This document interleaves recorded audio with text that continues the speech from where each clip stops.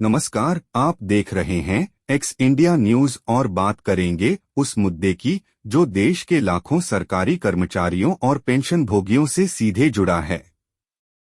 पुरानी पेंशन योजना यानी ओपीएस। देश में एक बार फिर ओपीएस को लेकर बहस तेज हो गई है।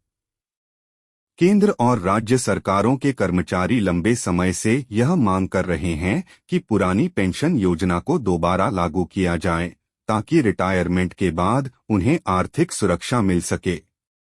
आपको बता दें कि साल 2004 से पहले भर्ती कर्मचारियों को ओपीएस का लाभ मिलता था, जिसके तहत रिटायरमेंट के बाद अंतिम वेतन का एक निश्चित हिस्सा पेंशन के रूप में दिया जाता था। इसके साथ ही महंगाई राहत भी मिलती थी, जिससे बढ़ती महंगाई का असर कुछ हद तक कम हो जाता था। लेकिन 1 जनवरी 2004 के बाद केंद्र सरकार ने ओपीएस को बंद कर नेशनल पेंशन सिस्टम यानी एनपीएस लागू किया। एनपीएस एक बाजार आधारित योजना है जिसमें पेंशन की राशि शेयर और बॉन्ड मार्केट के प्रदर्शन पर निर्भर करती है।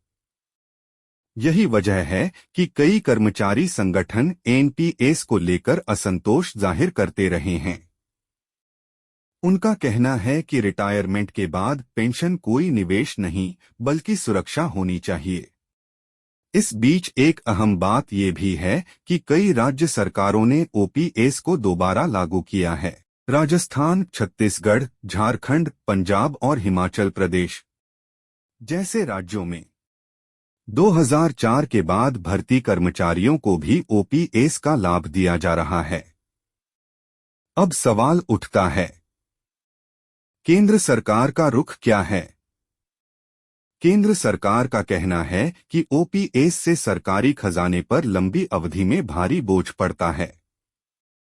इसी को ध्यान में रखते हुए हाल ही में सरकार ने यूनिफाइड पेंशन स्कीम यानी यूपीएस का विकल्प पेश किया है, जिसे कर्मचारियों के लिए एनपीएस और ओपीएस के बीच संतुलन बनाने की कोशिश माना जा रहा है।